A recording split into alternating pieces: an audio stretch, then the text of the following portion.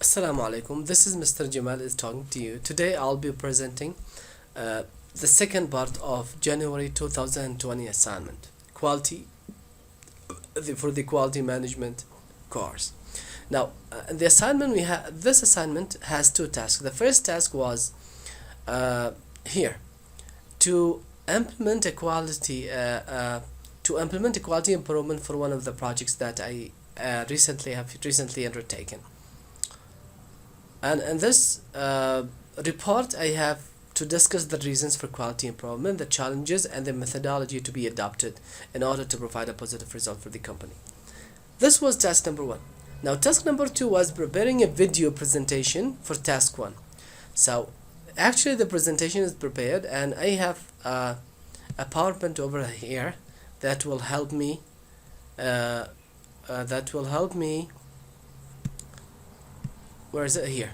That will help me to have the idea very clear.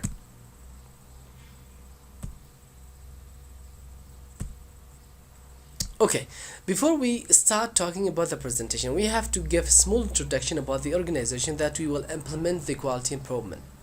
Now, the organization is called SBS. SBS is an international organization that provides high quality education for the children of international and expat people. It is non-for-profit organization that serves people from nursery until 12 years old. Now, about the project is going to be implement a quality improvement for the curriculum that is being used as well as the current staff. We have to have a quality improvement for the current staff and the current curriculum. Now, how can we do that? Or the reasons for making that? What are the reasons for making the quality improvement for the project? The number one is to reduce the defects and increase the range of customer satisfaction. Normally. Number two, enlarge the organization acceptance and brand equity.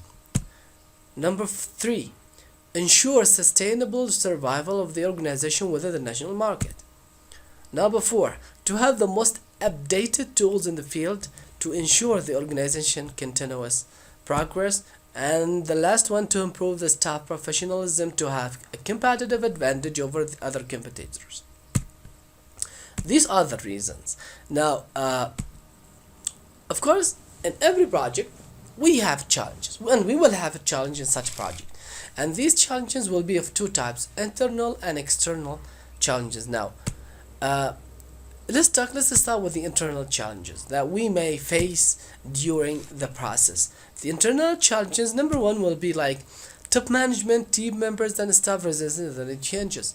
Now, whenever in any project, there must be new changes, and those new changes always are faced by resistance from the staff members, from the board members, from the stakeholders, from always changes faced by resistance. Now, this resistance is the first challenge that we may face internally.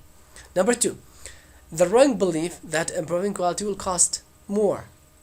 Many people believe that quality costs more.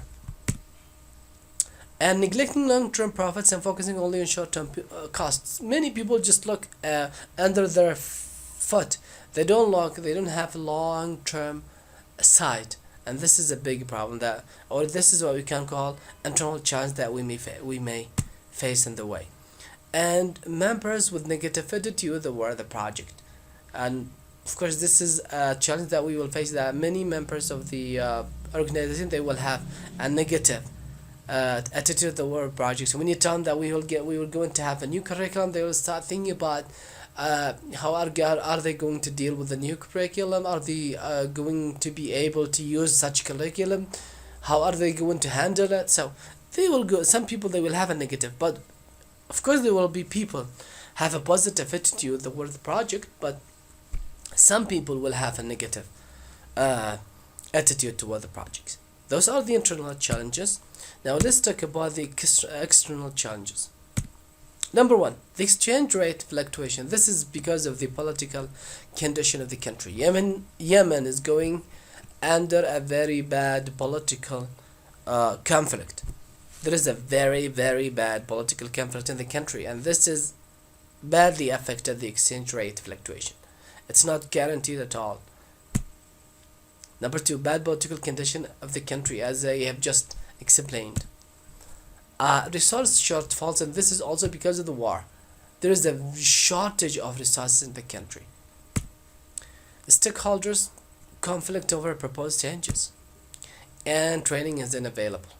Of course, the new curriculum that we will buy, the staff needs to be trained to such new curriculum, and training is not available in Yemen. So we need to make some kind of online training for the staff. A project team like authority to complete the work. We may face such challenge. This is external challenge. Okay, these are the challenges.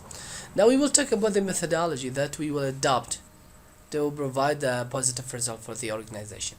The methodology will be in 4 steps. In the first step, we will start by selecting the quality improvement project. What kind of project that we should make quality improvement for? Now we can do that by the following techniques. Number one, we can use general change concept list to help us think outside the box and generate some ideas. Or we can brainstorm and write ideas and use diagrams to organize our ideas. We can also collect feedback from staff and clients on ideas for improvement.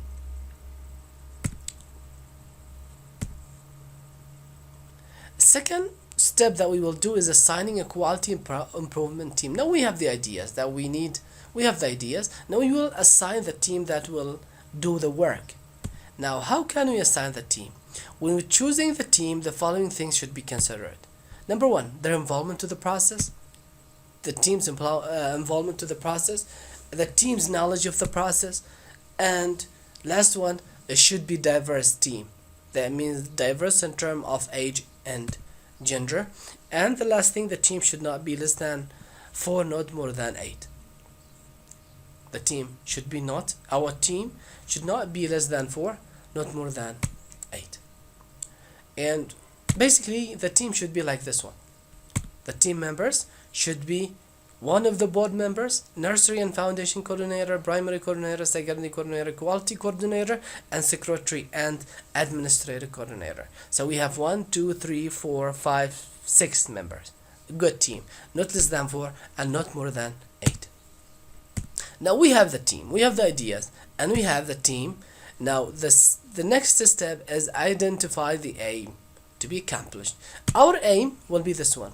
The aim will be to increase the number of customers for SBS in order to increase providing a good quality of learning to the community, and thereby increasing the reputation of SBS as a high leading education provider to assure a sustainability by September 5th, 2020. This will be achieved by what? By buying the new curriculum, the British curriculum of 2020, to be used, and conducting an intensive training workshops for the current staff. So we'll have 2 things. We will do 2 things, 2 very important things. Number one, buying the 2019 British curriculum, the updated one, and also updating the staff by making an intensive workshops and training. Sorry. Okay. This was the aim. Now we have the ideas. We have the team. We have the aim. Now the last thing is we will start working.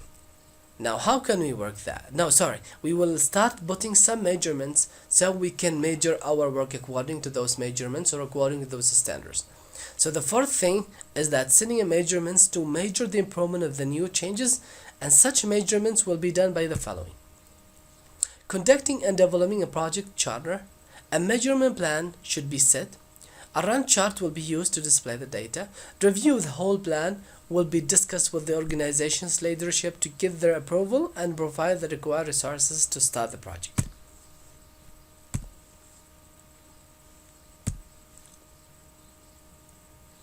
Okay, now the planning stage is done. So there is something that we call a plan, do, study, act, or a plan, do, check, and act. So now we have done the plan section of this stage. After the plan section, we will start the do stage. In the do stage, what we will do, see, after the planning, the do stage starts, and in this stage the following techniques are used. Now we will start working, but in a very small area. Now in this stage, we will first of all decide who will be the first one to spread the change to. The best way to do that is to start with the ones who are open to the new tools and changes. Number two, then the way that the new tools and changes will be communicated to others, and this will be done by personal communication, meetings, and training sessions. Assigning the right people who will be in charge of spreading the new quality improvement tools. Number four, setting the measurements of the spread efforts. Number five, documenting all data. This is a very important step. Number six, using the spread checklist. Okay. After the do stage, of course, we will have the study or check stage. After the do stage, the check stage starts, and in this stage, the following techniques are used. Let's look at the technique. Number one, asking for feedback from customers and staff and develop the changes accordingly. In the check stage, so we have to ask for feedback and work to change the problems. Number two, informing the top management about any changes.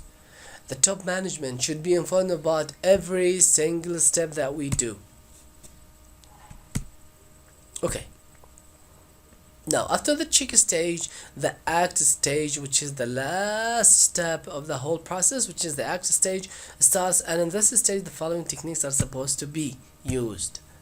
Number one, we will start including all the staff and people who are affected by the new changes. All people who are affected by the new changes should be included. Number two, collecting the most important or the useful data during each stage. Data in each stage should be collected and documented. Very important. Number three, investing and sustaining success and learning from failures. Very important stage. Communicating. Number four, communicating the new changes and improvements with all clients to have their accountability. Number five, ensuring that the new process is going on. A continuous measuring and monitoring should be conducted. And the last one is using a sustainability checklist to make sure that new changes are going smoothly and no problems are happening. So we hope that always problems never happen. This was the whole thing, and this was my presentation about how to implement the quality improvement for one of my projects. Thank you very much for watching, and it was my pleasure. This is Mr. Jamal Suhalas talking to you. I hope that I did a great job, and this is it for today. Thank you. Bye bye.